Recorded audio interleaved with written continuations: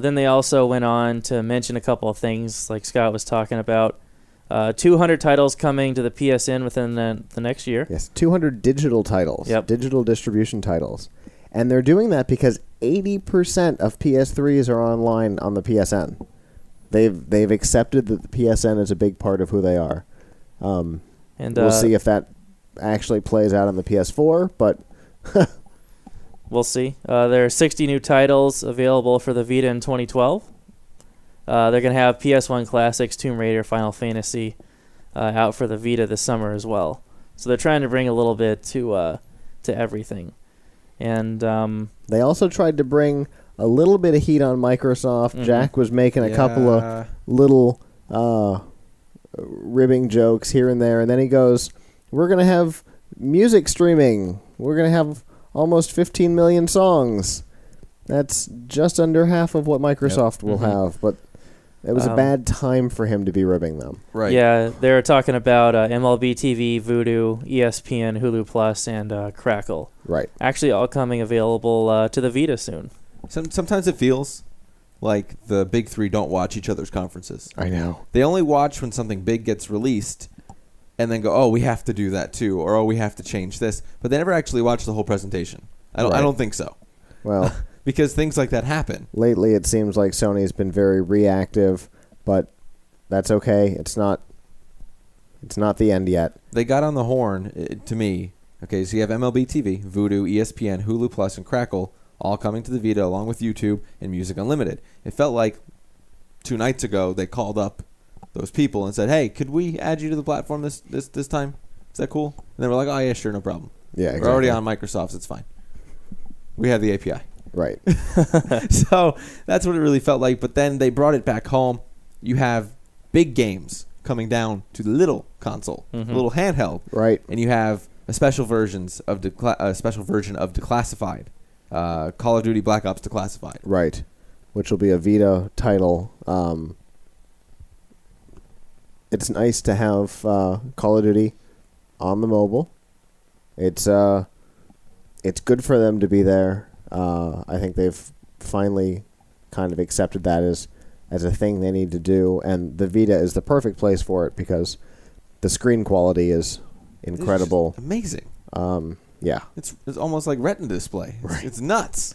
Having a 3DS myself, seeing it versus the Vita, I mean, the screen is absolutely incredible. Makes it look like a Game Boy. I know, it really does. But that's not the only Vita title coming. There's Assassin's Creed 3 Liberation. Yep. And not only is it coming to the Vita, there will be a special edition Vita. It will be the first time it'll be available in white. See, I was going to say, it's not just the game. It's, they launch it with a white, like Altair's robe. I know. So and the white one is so cool looking. They actually call it a crystal white, and it's Wi-Fi Vita. It's going to come with a 4 gig memory card and Assassin's 3 Liberation. Right. Available October 30th.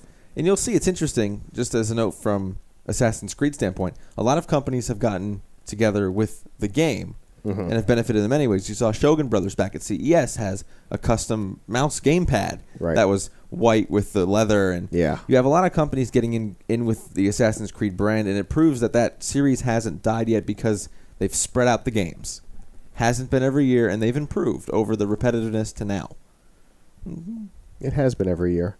No, 07 was the... I guess so. I didn't think about there's been there's been a full game announced every year, but that's not it's not a problem because the game is not... It's not like Call of Duty, where every time a new game comes out, it's the same game in a new location. With a map pack, yeah. With Assassin's Creed, like, we'll talk about that now. The next Assassin's Creed 3, has a new assassin. It's in a new era. It's in the Revolutionary period. There's pirate battles, like ship to ship battles, which is the gameplay we got to see at the Sony press conference. I mean, the water looks realistic. It's so impressive, and again, with the hardware. Right. And I was going to ask you, Scott, from a developer standpoint, Yes. the 3 hardest things to make in a game: weather, water, physics. Yes. They mastered all 3 with Yes. Assassin's Creed 3. The water is so impressive. Like, for those who haven't been following our E3 coverage in the past, water is like my pet peeve. Right. Poorly done water drives me crazy. Now, I know how difficult it is to animate water. I've tried. I used to do animation. It's incredibly difficult. But I've been able to be successful with it. They should be able to be too. Indeed. So they did that. And I liked the progressive weather pattern changes that didn't hit you spot on. Yeah. It built up to this cloud. Like, oh my God, it's raining. Thunderstorm, and then light drizzle, and then freaking downpour during the battle, which was awesomely timed on their part. Right. Made it look so much more epic. And the explosions were crazy. Yeah. There's just a lot going on to the game, and yes, I understand it's gameplay, but it's rendered in to make it amazing. Right. But they always manage to retain most of that with the Assassin's Creed series. Yeah. It's always a beautiful game. Now, of course, we'll talk about Assassin's Creed in more detail during Ubisoft tomorrow. So definitely tune back in for that. So then we get into a topic that is near and dear to John's heart, the PlayStation Suite, which has officially been renamed to PlayStation Mobile. Yep. He said several times, and was obviously poking at Apple, it is available for open operating systems. Yes. Meaning Android. And Bite Me Apple is Yes. is what I heard.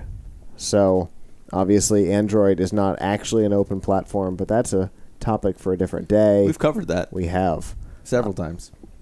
But that was what he was getting at. Yeah, and on mobile, they're soliciting developers to create actual Android games. Right. For Sony and different things like that, which is an interesting move in a different direction for them. There's also something that they started talking about after that, which kind of made me a little upset. They said, hey, guess what, guys? Sony and HTC were partnering up to take care of our gaming phones. Conversation complete. Moving on. Oh, yeah, and by the way, we renamed it Mobile. That's the difference. I What? joked to Scott, John, and you'll appreciate I have this. here in my notes, Oh, I guess that's it about their gaming phones then. There was a missing piece, John. You'll appreciate this. I had a prediction, and I should have been correct, knowing how Sony is, but I guess they pulled a fast one on me. I thought they were going to rename the PlayStation Suite because it's all about having something with you, taking it with you. They were going to rename it PSP Go. Oh, I thought they would. you just can't let it go. all right. Can't let it go. Yeah. So let's